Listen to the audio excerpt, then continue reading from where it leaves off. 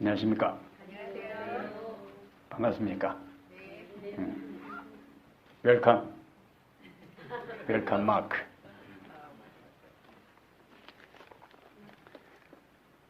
오늘 다니엘 5장 30절 가보겠습니다. 다니엘 5장 30절.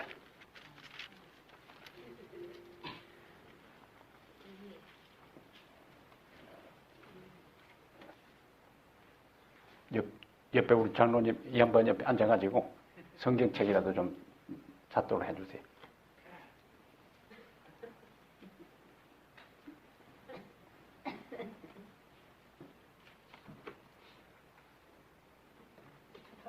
예? 아니, 제 양반 말이 그런 거예요. 네.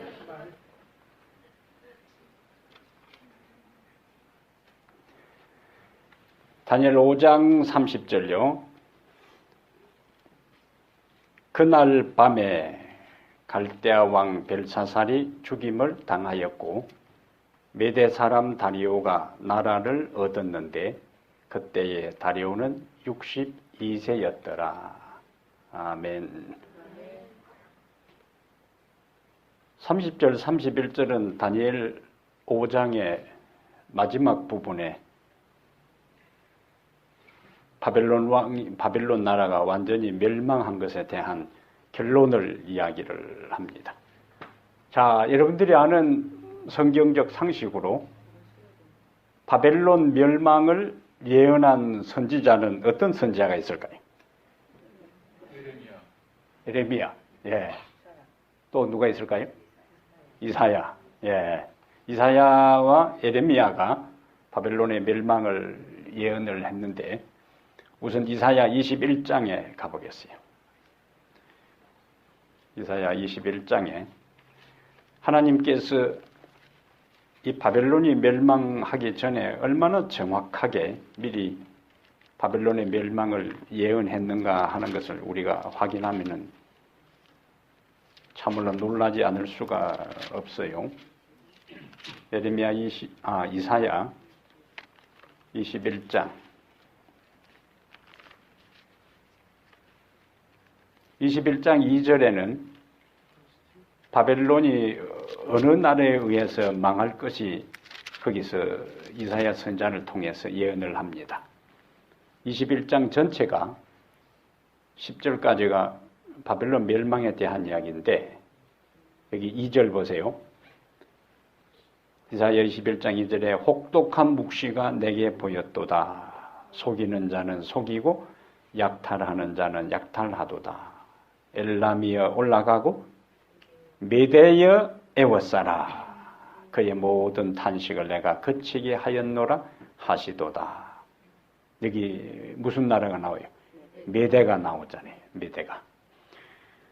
그 다음에 5절에는 바벨론이 어떤 상태에 있다가 망할 것이 또 설명이 되어 있습니다. 21장 5절에 그들이 식탁을 베풀고 파수꾼을 세우고 먹고 마시도다. 너희 고관들아 일어나 방패의 기름을 바를지어다. 5절에 우리가 이미 다니엘 5장에서 살펴봤던 그 장면을 이미 이야기하고 있잖아요. 그 다음에 다니엘 5장에서 느부갓네살 왕이 환락의 파티를 벌이면서 막바지에 하나님의 성전에서 사용하던 거룩한 그릇들을 가져다가 거기다가 술을 마시면서 우상을 찬양하는 장면이 나오는데 결국에 그 우상이 망할 것을 9절에서 이야기해요. 21장 9절에 보소서 마병대가 쌍쌍이 오나이다 하니 그가 대답하여 이르시되 함락되었도다 함락되었도다. 바벨론이여 그들이 조각한 신상들이 다 부서져 땅에 떨어졌도다. 근데 이사야 21장을 이야기할 때는 아직 바벨론이 멸망하기 전입니다. 그런데 표현을 어떻게 했어요? 함락되었도다 함락되었도다. 하나님의 이 예언은 하나님이 하신 예언은 이미 예언하는 그 말씀과 동시에 이루어진 것과 동일하기 때문에 미래의 일, 150년 후의 일이지만은 이미 함락되었도다, 함락되었도다. 그렇게 표현하고 있습니다. 우상하고 망할 것이 여기 앞에 나오죠. 그 다음에 이제 45장하고 이제 에레미야로 잠깐 가보겠습니다. 이사야 45장 일단. 이사야 45장에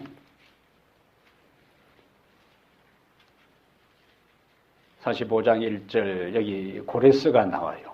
근데 이 이사야가 이사야 45장을 기록할 당시에는 아직 고레스가 탄생하기도 전입니다. 예수님 외에 정확한 이름을 언급하면서 그가 할 사명을 이야기한 유일한 사람이 고레스예요. 예수님 외에.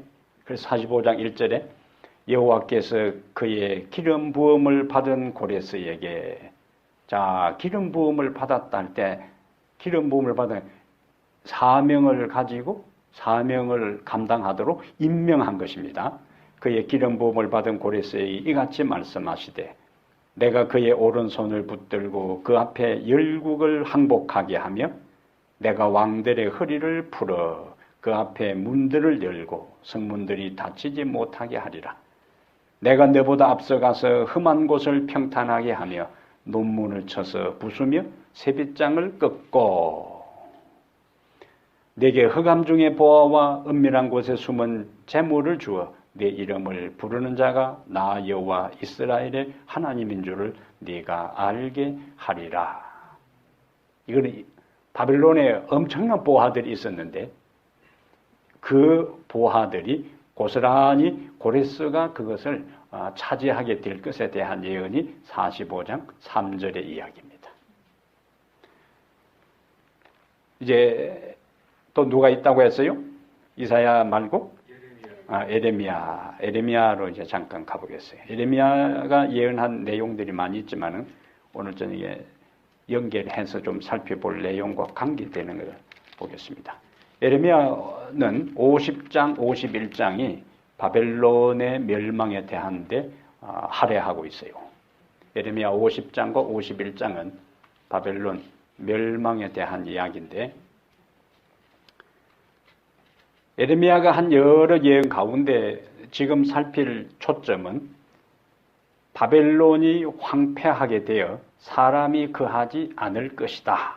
그 예언에 초점을 맞추고 그 에레미야의 예언이 역사를 통해서 얼마나 정확하게 성취되었는가 하는 것을 우리가 보겠습니다. 자, 에레미야 50장 3절. 이는 한 나라가 북쪽에서 나와서 아까 이 나라가 보니까 요거는 이사야 21장 2절에 나오는 메대입니다. 이는 한 나라가 북쪽에서 나와서 그를 쳐서 그 땅으로 어떻게 한다고? 황폐하게 하여 그 가운데에 사는 자가 없게 할 것이라. 사람이나 짐승이 다 도망할 것임이니라. 황폐해지는 거예요. 12절 다시 또 보겠어요. 계속 그 연결되는 내용의 의미를 봅니다. 12절에 그러므로 너희의 어머니가 큰 수치를 당하리라. 너희를 낳은 자가 치욕을 당하리라. 그 다음에 보라 그가 나라를 가운데에 마지막과 광야와 마른 땅과 거친 계곡이 될 것이며 13절에 왜 그런가? 여호와의 진노로 말미암아 주민이 없어 완전히 황무지가 될 것이라. 바벨론을 지나가는 자마다 그 모든 재난에 놀라며 탄식하리라. 그 다음에 23절 50장 23절에 강조하는 점이 뭔지를 이제 보는 겁니다. 온 세계의 망치가 어찌 그리 꺾여 부서졌는고. 그 다음 바벨론이 어찌 그리 나라들 가운데에 황무지가 되었는고. 계속 그 같은 내용이죠. 그 다음에 39절에 읽어봅니다. 그러므로 사막의 들짐승이 승냥이와 함께 거기에 살겠고 타조도 그 가운데에 살 것이요 영원히 주민이 없으며 대대에 살 자가 없으리로다. 그 다음에 40절 여호와의 말씀이니라. 하나님께서 소돔과 고모라와 그 이웃 성읍들을 뒤엎었듯이 거기에 사는 사람이 없게 하며 그 가운데에 머물러 사는 사람이 아무도 없게 하시리라. 반복해서 뭐가 강조돼요? 바벨론의 완전한 멸망과 그리고 그 이후에 그 바벨론 나라에 사람이 살지 않고 완전히 황무지가 되고 파멸될 것이다. 이것이 이 에레미야의 반복적인 메시지입니다. 51장에도요. 51장 이제 이 예언을 보고 그러면 역사적으로 이 에레미야의 예언이 어떻게 정확하게 성취되었는가 하는 것을 우리가 보겠어요. 51장 26절에도 사람이 내게서 진 모퉁이 돌이나 기초돌을 취하지 아니할 것이요 너는 영원히 황무지가 될 것이니라. 그 다음에 뒤에 뭐가 나와요? 여호와의 말씀이니라. 앞에 황무지가 될 것이니라 하는 것은 완전 파멸인데 거기다가 그 뒤에 뭐라고? 여호와의 말씀이니라. 한 구절만 더요. 37절. 바벨론이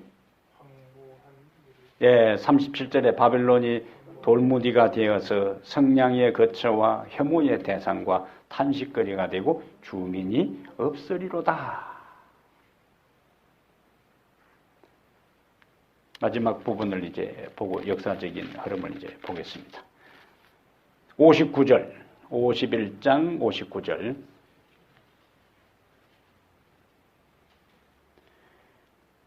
여기 유다의 어느 왕이 등장하지요? 시드기야 왕 제4년. 시드기야 왕 제4년은 유대 그 연대표에 의하면은 기원전 549년에서 593년에 해당되는 겁니다. 그때가 시드기야 왕 제4년이요. 4년에 마세야의 아들 네리야의 아들 스라야가 그 왕과 함께 누구요? 그러면은 시드기야와 함께 어디로 갔어요? 바벨론으로 갈 때에 선지자 에레미야가 그에게 말씀을 명령하니 스라야는 병창감이더라. 여기 시드기야가 기원전 594년부터 593년 그 사이에 바벨론을 방문했는데 신학자들은 왜 시드기야가 바벨론을 방문했을까? 이것은 다니엘 3장에 나오는 금신상 낙성식에 주변의 모든 정복한 나라들 관리들을 뭐요? 다 소집했잖아요. 충성맹세요. 북한의 김일성 동상 앞에 관리들 모아놓고 그 충성맹세하게 하고 시신 앞에 다 모아놓고 절하게 맹세하는 것처럼 느부갓네살 왕이 주변의 국가들이 자주 반란을 일으키니까 종교를 통합하고 그 다음에 이 충성맹세하기 위해서 각 지역에 느부갓네살이 정복한 나라의 그 왕들과 총독들을 다 불러 모을 그때에 시드기야가 관리들을 대동하고 바벨론을 방문한 것으로 보는 겁니다.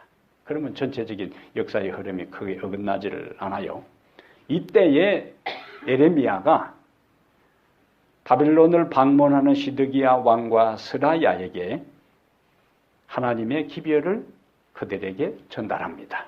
거기 이제 60절부터 에레미야가 바벨론에 닥칠 모든 재난 곧 바벨론에 대하여 기록한 이 모든 말씀을 한 책에 기록하고 스라야에게 왕을 이제 보좌해서 함께 동행하는 수행원 스라야에게 이야기를 해요. 자, 61절에 스라야에게 말하기를 너는 바벨론에 이르거든 삼가 이 모든 말씀을 읽고 말하기를 두루마리 책에다 이제 기록한 것을 여호와여 주께서 이곳에 대하여 말씀하시기를. 다른 예언은 직접 가서 한 게 아니고 백성들에게 이야기했어요.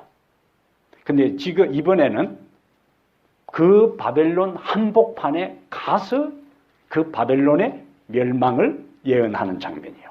어떤 내용인가? 62절에 말하기를 여호와여 주께서 이곳에 대하여 말씀하시기를 이 땅을 어떻게 하고? 멸하여 사람이나 짐승이 거기에 살지 못하게 하고 영원한 폐허가 되리라 하셨나이다 하라 하니라. 너는 이 책 읽기를 다 한 후에 책에 돌을 메어 유브라데 강 속에 던지며 말하기를 바벨론이 나의 재난 때문에 이같이 몰락하여 다시 일어서지 못하리니 그들이 피폐하리라 하라 하니라. 그리고 이제 에레미야의 말이 그치니라 그렇게 나와요. 이때 시드기야 왕이 스라야를 대동해서 바벨론을 방문할 때는 바벨론은 느부갓네살 왕에 의해서 한창 전성기를 누리고 있을 때예요. 이미 주변 국가는 다 정복했어요.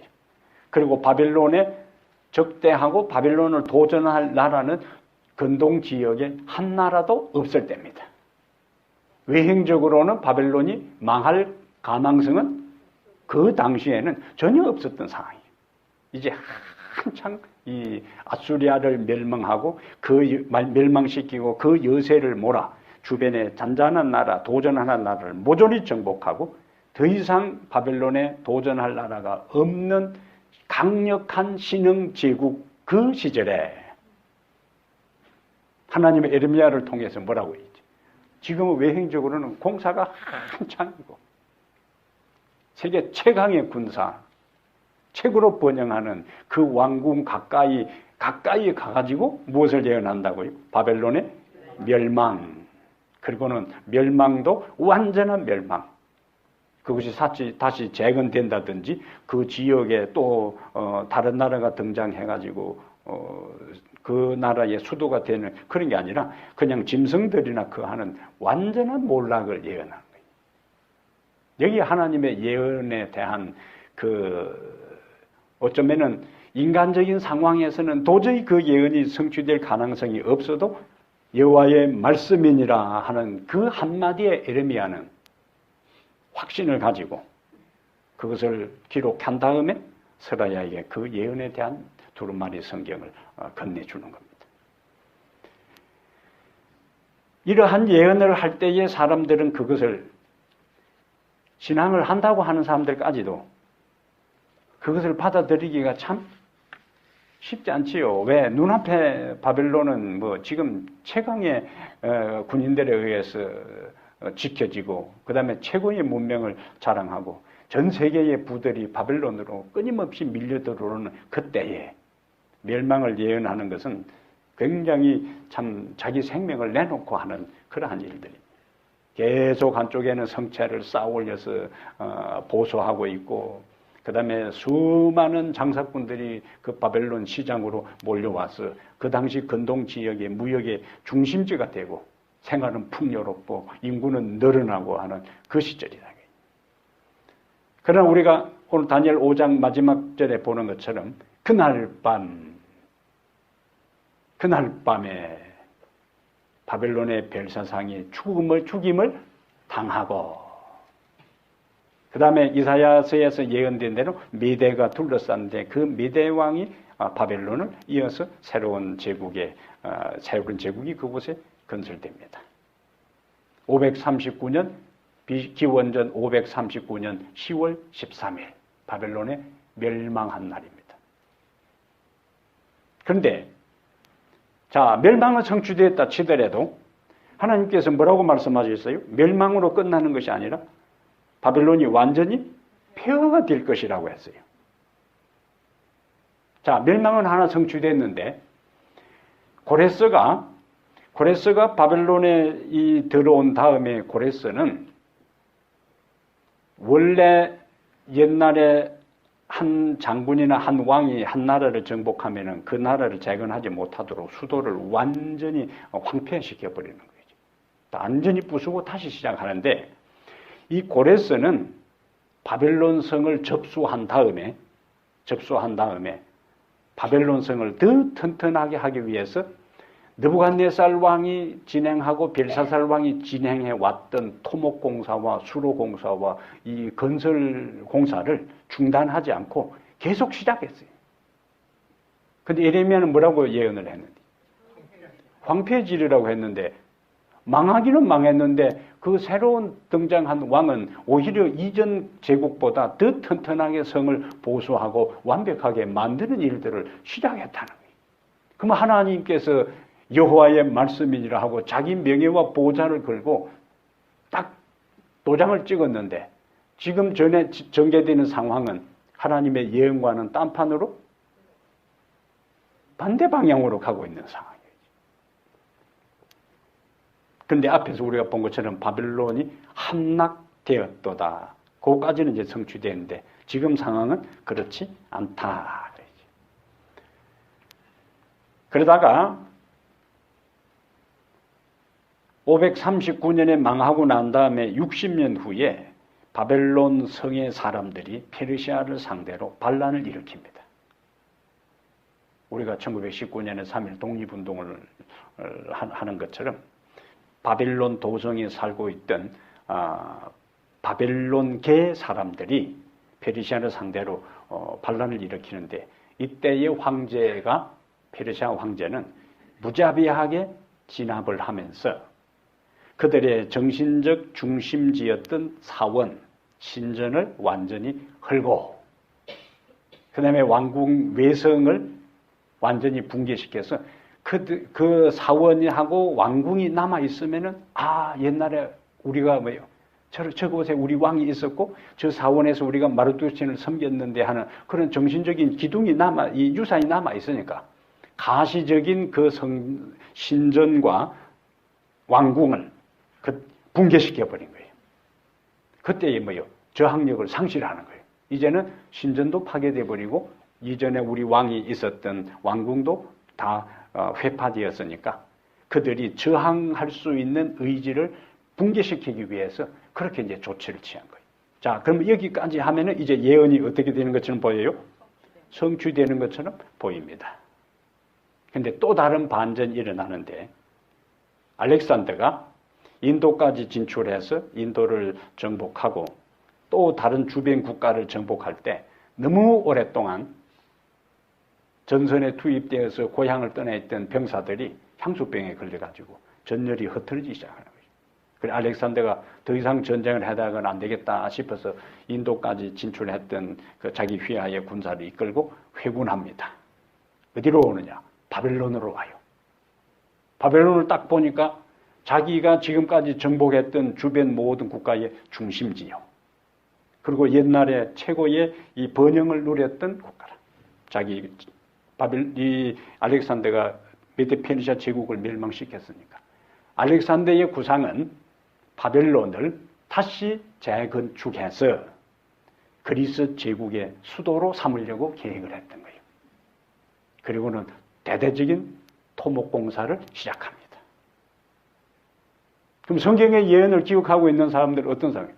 이거 앞에까지는 잘 진행이 됐는데 알렉산더가 여기 와서 바벨론을 알렉산더 제국, 그리스 제국의 중심으로 삼아버리면은 성경의 예언이 빗나가게 되는 거예요. 이제. 그런데 323년에 기원전 323년에 알렉산더가 이 바벨론에 입성해서 구상을 하고 대대적인 토목 공사를 벌이고 그게 무역의 중심지로 삼고 계획을 세워나가고 있는 그때에 33살의 젊은 나이로 알렉산더가 죽습니다. 그러면은 일반 민주주의 국가에서도 한 대통령이 추진했던 사업들이 새로운 정권이 들어서고 새로운 대통령이 되면은 많이 뒤엎어집니다. 많이 뒤엎어져요. 근데 고대 제국은 한 왕조가 끝나면은 거의 새 왕조가 자기 스타일로 바꾸는 그 상황에 알렉산더가 중간에 대대적인 이 바벨론 재건 사업을 시작하다가 중간에 죽었으니까 알렉산더가 죽으면서 우리가 7장에 가서 이제 그걸 자세히 좀 볼 겁니다. 7장에 가서 네 제국에 대한 것들을 알렉산더가 숨을 거둘 때에 주변의 부하들이 와서 후계자를 지목하지 않았어요. 알렉산더 아들은 유복자였습니다. 그러니까 후계자를 지목하지 않고 숨을 거둘 때에 사람들이 보통 부모님이 죽으면은 부모님을 붙잡고 안타까워하기보다는 금고 비밀번호 몇 번이냐고 막 묻고 유산, 그 비밀 문서 어디 나눴냐고 막 아버지 돌아가시려면은 늑도 나도 잡아 흔들면서 그거 귀에다 대고 중얼중얼 하면 아버지 뭐라고요 해가지고 그거 대부분 자식들이 그거 차지하려고 한다는 거지. 돈 몇 푼 없이 죽어가는 사람은 뭐 그냥 죽어버리면 끝나지만은 분명히 부모님이 돈이 좀 많기는 많고 어디 놔둘 것 비밀 금고에 있을 것 같은데 또 아버지 큰 방에 비밀 금고가 있는데 번호를 안 가르쳐주는데 아버지가 갑자기 숨이 가물가물하면 자식들이 모여서 죽어가는 아버지 안타까워하는 대신에 몇 번이냐고 그거 묻는다는 거예요. 몇 번요 그러는데 그러다가 두세 개 뭐 가르치다 죽어버리면 끝나버리는 거예요. 그래서 가물가물 입 모양 기억 더듬어 가지고 그 맞춰보기를 하다가 다 헛방입니다. 알렉산더가 죽어갈 때 이 부하 장군들이 그 주변에 몰렸던 거예요. 폐하, 누구에게 이 나라를 물려줄 것입니까? 그놈들도 똑같잖아요. 예? 이 나라를 누구에게 물려줄 것입니까? 가장 강한 자에게. 그리고 4명 중에 1명이라도 지적했으면 모르지만 가장 강한 자에게 하고 그냥 간다 하고 죽어버렸으니 그냥 끝. 나는 간다. 끝. 4명이 이제는 가장 강한 자가 제국을 차지한다고 치열하게 싸움을 벌이잖아요. 그리고는 알렉산더 제국, 그리스 제국이 정확하게 4개로 갈라집니다.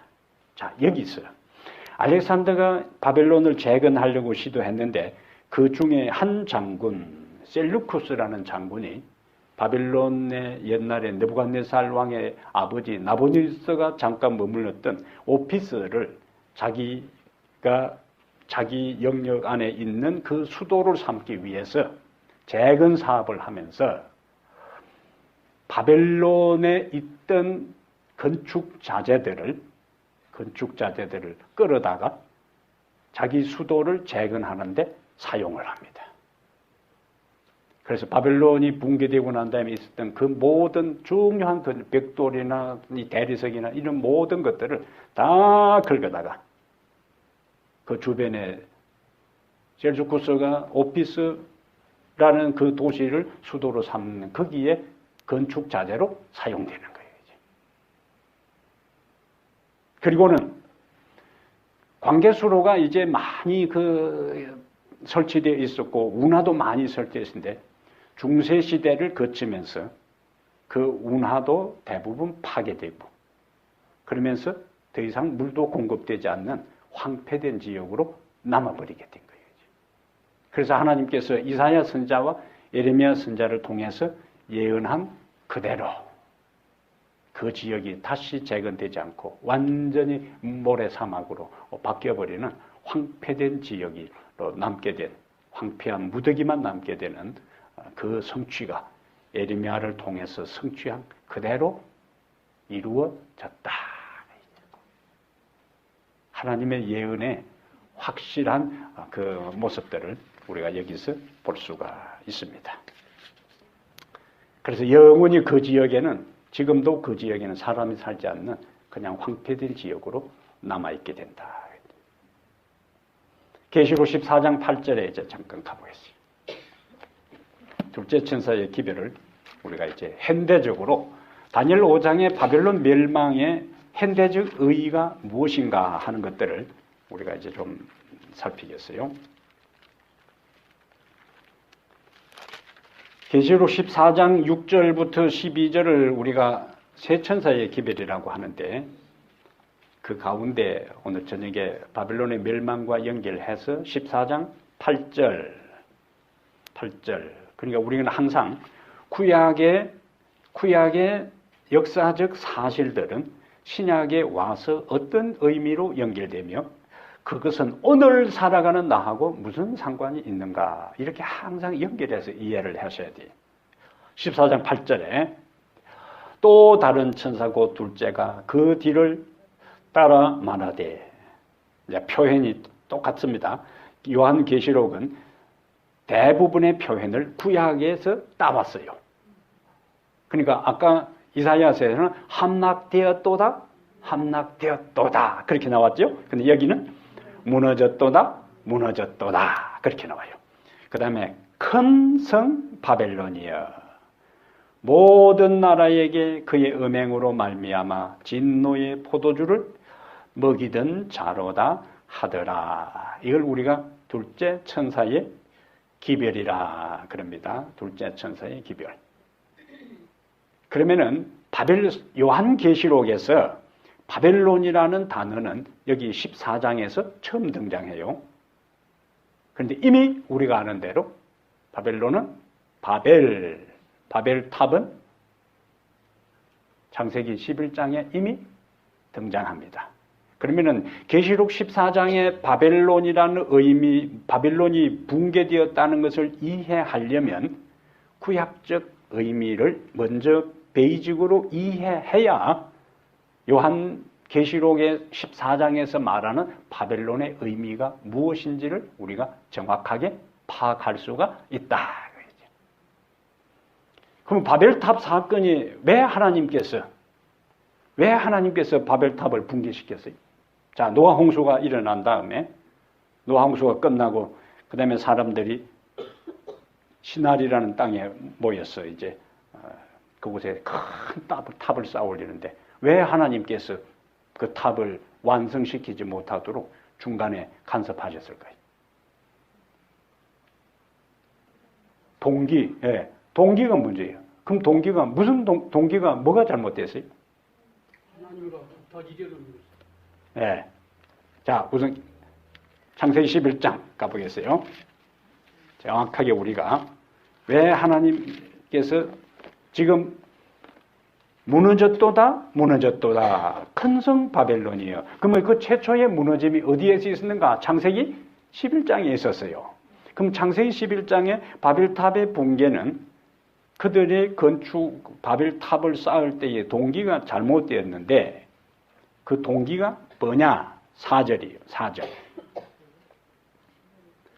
11장 4절에 또 말하되 자 성읍과 탑을 건설하여 그 탑 꼭대기들을 하늘에 닿게 하여 우리 이름을 내고 온 지면에 흩어짐을 면하자. 자, 그럼 바벨탑을 쌓을 때에 두 가지 목적이 있는데 첫 번째는 우리 이름을 내고 두 번째는 온 지면에 흩어짐을 면하자. 이것이 바벨탑을 쌓을 때의 두 가지 목적입니다. 우리 이름이라는 것 자체는 우리 명예요. 우리 명예, 우리 영광이야. 우리 영광. 그런데 성경은 끊임없이 우리가 먹든지 마시든지 무엇을 하든지 다 하나님의 영광을 위하여 하라. 우리 이름이 아니라 하나님의 이름, 하나님의 명예, 하나님의 영광이요. 바벨탑을 쌓는 사람들은 하나님의 명예와 이름과 영광이 아니고 우리 이름을 내고 그들에게는 하나님의 안중에도 없었어요. 그리고 흩어짐을 면하자. 여기는 하나님의 말씀에 대한 에덴 동산에서 아담과 하와가 하나님의 말씀을 정면으로 거역했던 것처럼 하나님은 땅에 흩어져서 온 나라에 흩어져서 땅을 정복하고 지배하고 다스리고 살도록 하는 것이 하나님의 계획인데 흩어짐을 면하자. 그래서 하나님께서 개입해서 그 바벨탑을 더 이상 쌓는 것이 진행되지 못하도록 중간에 간섭하셔요. 여기서 바벨탑은 붕괴되었지만은 바벨탑을 쌓을 때의 기본 정신은 또 흩어진 사람들입니다.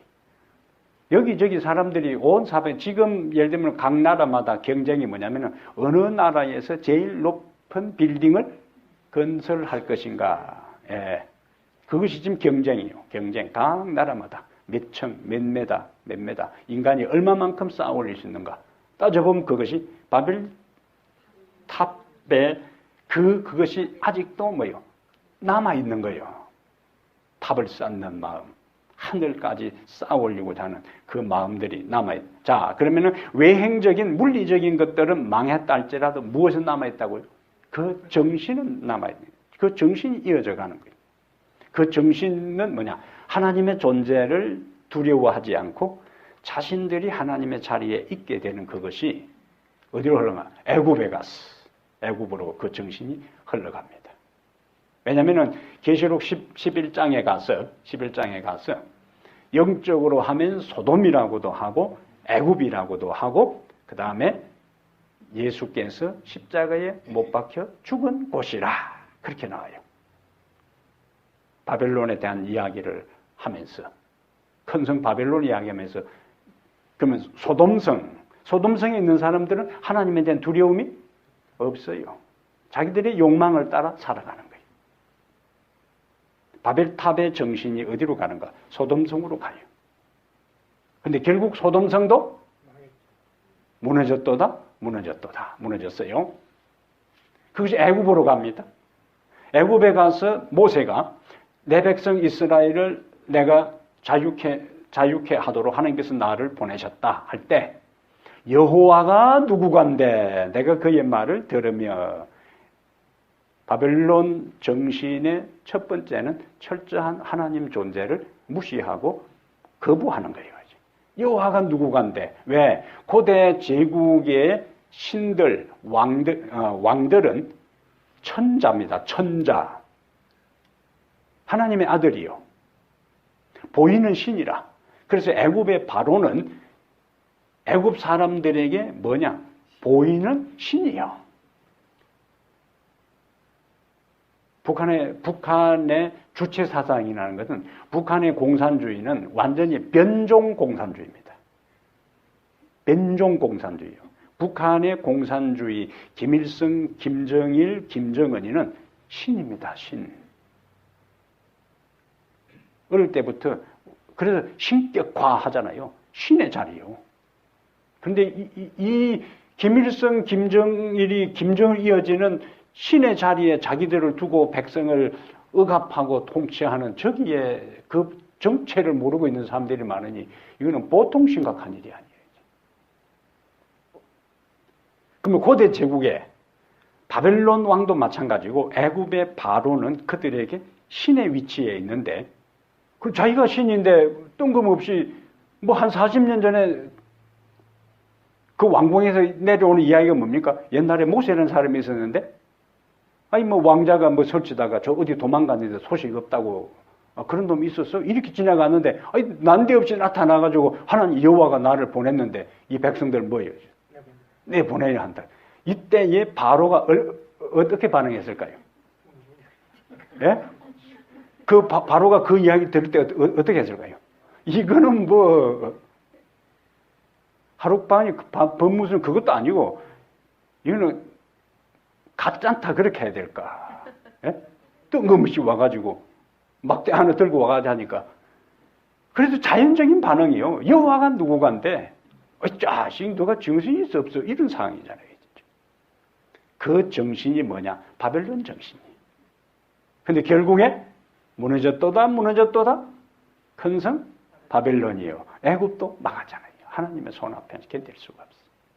그러다가 이제 다니엘서에서 우리가 보는 실제적인 바벨론이 고대 바벨탑이 무너졌던 그 중심으로 바벨론이 형성되는데 그 바벨론이 또다시 하나님 그 바벨론은 더 기고만장하지요. 왜? 하나님의 성전을 완전히 회파시켜도 하나님이 한 번도 저항하지도 않고 벌 주지도 않고 그 다음에 제사장들 다 칼날로 다 죽여도 하늘에서 뭐 불이 내려오는 것도 없고 보복하는 것도 없고 그 다음에 그 왕궁을 불태우고 그곳에 있는 모든 사람들을 지금 잡혀 70년 동안 그들은 종으로 부려도 여호와 하나님은 아무런 잠잠해. 그러니까 뭐 더 기고만장하지요. 그러한 분위기 속에서 에레미야가 가서 멸망을 이야기했는데 우리가 살펴본 것처럼 그것이 그대로 역사적으로 성취되었다는 거죠. 자, 그러면 바벨론 계시록 14장 8절에 큰 성 바벨론이 어떻게 되었다? 무너졌다. 두 가지 정신이요. 하나님의 존재를 인정하지 않고 두려워하지 않고 내가 그 자리에 서는 겁니다. 그걸 뭐냐면 세속주의라. 그렇게 우리가 세속화되었다, 세속주의 할 때 뭘 세속화되어 뭐 귀걸이하고 콧구멍 구멍 뚫어가지고 어떻게 하고 나면은 그것이 세속주의인가? 그게 세속주의의 핵심이 아니에요. 세속주의의 핵심은 내 마음에 하나님의 중심에 안 계시는 겁니다. 예? 세속주의 핵심은. 그리고 하나님의 뜻을 따라서 내가 사는 것이 아니고 하나님의 뜻과 상관없이 내 뜻을 따라 사는 것, 그것이 세속주의, 세속정신이에요. 하나님이 내 삶의 중심이 아니고 내 행동이 하나님의 말씀이 중심이 아닌 삶의 모습을 세속적인 삶이라 그렇게 하는 거예요. 그것이 바벨론으로, 애굽으로, 또 예수님 당시에 로마 제국이 바로 바벨론이에요. 바벨론. 왜? 로마의 황제도 자신을 어느 위치로요? 신의 위치에다 두고 경배하게 했으니까, 신절을. 그래서 초대 그리스도인들이 그것 때문에 첫째 계명, 십계명, 첫째 계명과 둘째 계명이 나 외에 다른 신을 만들지 말고 섬기지 말라는 하나님만을 내가 신으로 경배하고 하나님만을 내 인생의 주인으로 섬겨야 되는데 로마의 황제를 신의 자리에 경배하라고 할 때 그것을 거부한 것 때문에 그렇게 무자비한 박해를 받은 거예요. 단체로 하게 되면은 자, 한 명씩 불러다가 아무도 안 보는 데서 한번 절하게 하라 할 때 저항하는 것이 쉬울까요? 어려울까요? 여러 사람 모아놓고 자 절하라 할 때는 옆에 사람이 같이 버텨주면은 지금 그러나 혼자 딱 불러다가 여기 당신 여기 뭐야 한 번만 딱 내 앞에서 하면은 당신 자유 주고 예, 그러면 얼마나 타협할 수 있는 거예요. 타협할 수 있는 거예요. 그래서 초기에는 이제 마을 단위로 그룹 집단적으로 하다가 옆에 서로 동의하고 서로 눈치 보고 이렇게 하다가 버티니까 나중에 개인적으로 불러다가 이제 하고 어떤데 그것도 안 되니까 지도자를 불러서 이제 하는 거죠. 당신이 여기 한 번만 하면은 나머지 당신이 목회하는 교인들은 뭐예요? 예, 절하지 않아도 봐주겠다 할 때 그때 인간적으로 뭐예요? 내가 혼자 그냥 해가지고 회개해버리면 되니까 이렇게 타협할 수도 있는 거예요. 이렇게. 근데 만약에 그 제안을 거부하게 될 때는 혹독한 박해와 핍박을 받는 그런 상황들이죠. 이러한 일들이 그 당시 한 역사에 일어났던 것들이 아니라 마지막 시대에 우리에게도 이 일들이 일어날 수가 있다. 그러면 무너졌도다 큰 성 바벨론이여. 큰 성 바벨론이라 할 때는 그 영향력이 엄청난다는 거예요. 하나님을 삶의 중심에 모시지 않고 그분의 가르침을 따라 살지 아니하는 세속적 가치관과 영화와 영광과 모든 물질적 유혹들은 작은 것이 아니라 그죠. 그 영향력이라는 것은 거절하기가 거부하기가 만만치 않은 세력이 큰 성 바벨론이라. 큰 성. 그래서 큰 성이라는 거예요. 거대한 하나님께 도전하는 제약적 세력들이 그만큼 강하게 몰려올 때에 우리가 그곳에서 내 믿음의 자리를 지키고 하나님 중심으로 사는 것은 만만하지 않다. 근데 뭐라고 이야기했어요? 무너졌도다. 이걸 뭐라고 표현하면 예언적 과거라 그렇게 합니다. 이런 표현을. 예언적 과거. 요거는 최후 파멸의 긴급성과 두 번 강조했어요. 무너졌도다. 큰 성 바벨론이에요. 두 가지 의미가 있어요. 하나는 긴박성, 하나는 확실성. 긴박성과 확실성. 이걸 뭐라 부른다고요? 예언적 과거. 하나님이 예언한 것은 이미 이루어진 것과 마찬가지이기 때문에 무너질 것이다 하지 않고 무너졌도다. 예언적 과거 표현입니다. 그러면은 진노의 포도주로 먹이던 자로다. 그 음행으로 인하여 진노의 포도주로 먹이던 자로다. 여기서 성경이 말하는 구약 성경에서 음행의 의미는 하나님께 바쳐야 할 사랑을 하나님과의 관계에서 유지해야 할 그 충성을 하나님 외에 다른 데 돌릴 때 그것을 음행이라 그렇게 한 거예요. 그 다음에 진노의 포도주로 먹이던 자로다. 술 먹는 사람들은요. 한 잔 먹으면 두 잔이 되고 두 잔 먹으면 세 잔이 되고 나중에는 술술 넘어가는 게 술이라고 하는 거예요. 아니, 이건 내가 그런 게 아니고 들은 이야기를 하는 거예요. 술 먹는 사람들이 뭐하러 그리 술을 먹으려니까 나중에 술술 넘어가서 술이라고 이제. 이건 들은 이야기라니까. 그러면 그 포도주 향취에, 예? 프랑스 300년 된 포도주를 할 때, 이렇게 하는 사람들. 와인을. 그러면 그 향기에, 그 맛이 없으면 누가 먹겠어요? 예? 그럼 한 잔, 두 잔 먹으면 그 맛에 취해서 나중에는 해롱해롱 하면서 자꾸 마시는 거예요. 그 취하는 거예요. 그러면은 분별력이 없어지는 거예요. 선과 악과 옳고 그름과 참과 진리에 대한 오류에 대한 분별력이 없어집니다. 하나님을 내 인생의 중심에 삼고 하나님의 가르침을 따라 살지 않는 사람들은 세속주의적인 가치관, 세상적인 것에 의해서 점점 그것이 매력적이 되고 나에게 다가오기 때문에 그것에 취하게 되면은 다른 거는 보이지 않게 되는 거예요. 그래서 술 한 잔 먹으면 평소에 말도 없는 사람이 시골에 보면 소리 뻥뻥 지르고 혼자 다니는 거예요. 평소에는 말도 안 하는 사람들이. 잠도 안 자고 막 온 마을을 돌아다니면서 소리 뻥뻥 지른다니까. 그런 사람은 뭐라 하는가? 눈에 빼는 게 없다 그렇게 되는 거예요. 눈에 빼는 게 없어서 소리 빵빵 지르고 다닌다니까. 취하는 겁니다. 그런데 그 취하는 것이 결국에 어떻게 되는가? 진노의 포도주.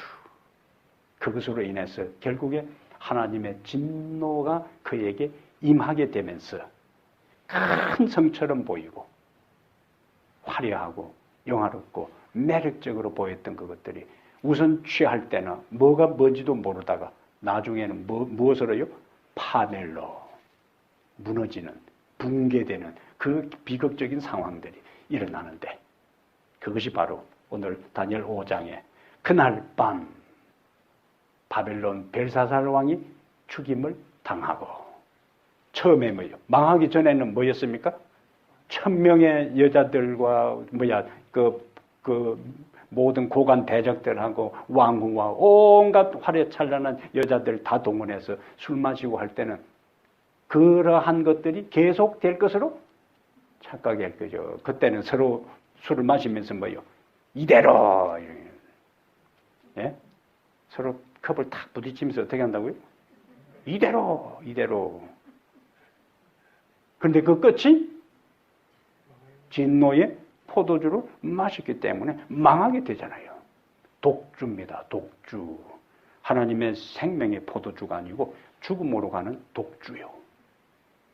그러므로 다니엘 5장의 그날 밤 벨사살 왕이 죽임을 당하고 하는 그 이야기는 그 죽기 전에 앞의 상황은 화려한 파티, 마시고 춤추고 노래 부르고 즐기던 그것들이 그날 밤 그곳에 최후가 될 줄 누가 알았겠어요?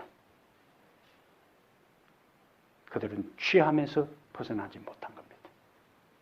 오늘 우리가 이 세상을 살아갈 때 우리가 하나님 중심적인 삶과 그분의 가르침을 따라 살지 아니할 때 세속적인 것들에 맛을 들일 때는 하나님께서 말씀하시고 가르치는 것이 귀에 들어오지 않습니다. 그것은 진부하고 그것은 따분하고 그것은 별 중요하지 않고 내가 지금 살아가는 인생에 있어서 그것은 별 의미가 없습니다. 우선 지금 내 삶이 화려하고 여유 있고 살아갈 때 그 생각 그대로 이대로 하지만은 무너졌도다 큰 성 바벨론이에요. 고대 바벨론 제국이 붕괴되는 것처럼 로마가 붕괴되는 것처럼 역사에 붕괴된 그 흔적들 무너진 기둥, 붕괴된 그 모든 내 뒹구르는 대리석 조각만 있지. 이전에 그 화려했던 것들은 어디로 갔냐 그거야지. 바벨론이 그렇고 애굽이 그렇고 천년 동안 역사를 주는 잡았던 로마의 흔적이 어디에 있냐 그거요. 붕괴된 그 잔재만 남아있을 뿐입니다. 하나님 중심적으로 살지 아니했던 국가, 제도, 나라는 결국 마지막에 그렇게 되기 때문에 오늘 이 저녁 우리들은 그날 밤 벨사살이 죽임을 당하고 그 이야기가 아니라 하나님의 생명 안에서 오늘 내 인생의 중심에 하나님을 모시고 그분의 가르침을 하루하루 따라 살아감으로 무너진 바벨론이 아니라 하나님 안에서 형성된 예루살렘에 입성할 사람으로 하루하루 살아가기를 간절히 바랍니다. 이것이 고대 바벨론 제국의 멸망이 오늘을 살아가는 우리에게 던지는 중요한 메시지입니다. 기도하겠습니다. 하나님 우리 아버지 2600년 전에 망했던 바벨론의 비극적인 최후가 그 시대의 한 역사적인 사실로 남아있지 아니하고 오늘을 살아가는 우리에게 던지는 메시지가 엄중함을 느낍니다. 오 아버지 하나님, 하나님을 우리 인생의 중심에 삼지 아니하고 그분의 가르침을 따라 살지 아니하고 내 생각과 내 판단을 따라 살아가는 것이 바벨론 정신이요. 그러한 정신을 가진 제국과 개인은 역사를 통하여 결국에 다 붕괴되고 파멸되고 함락되고 망한 것을 저희들이 잘 압니다. 외행적으로 그 세상이 그 영화가 그 권세가 그 누림이 계속될 것처럼 보였지만 생각지도 않은 순간 붕괴되고 파멸되고 죽음의 자리에 서게 된 것을 보았사오니 오늘 내가 하나님을 잠시 떠난다 할지라도 오늘 하나님을 내 뒷전으로 밀어놓는다 할지라도 당장에 우리가 망하는 것은 아닙니다. 그러나 하나님 언제 어느 순간에 내 인생이 파멸의 자리에 설지 모르기 때문에 오늘 내가 누리는 영화에 취하여 진리를 분별하지 못하고 하나님의 음성에 귀 막는 어리석은 자가 아니라 민감하게 주의 진리에 반응하는 성도들 되게 해 주시옵소서. 죄악의 포도주에 취하여 날샌 줄 모르고 죄악의 길로 가는 대신에 오늘 또 우리에게 호소하시는 세미한 주의 음성에 귀 기울이고 반응해서 바벨론 제국의 비극적인 최후의 자리에 있는 자가 아니라 구원의 자리에 주를 영화롭게 하고 영광스럽게 하는 하나님 중심적인 삶을 매일매일 준비하며 실천하며 실행하며 살아가게 해 주시옵소서. 오늘 이 저녁 우리가 잠잘 때 다시 한번 주님을 간구하고 주의 도움을 구하며 이 저녁이 내 인생의 마지막이라 할지라도 하나님 앞에 설 수 있도록 하나님 매일 매 순간 주 앞에 서게 해 주시옵소서. 우리 주 예수님 이름으로 기도합니다. 아멘.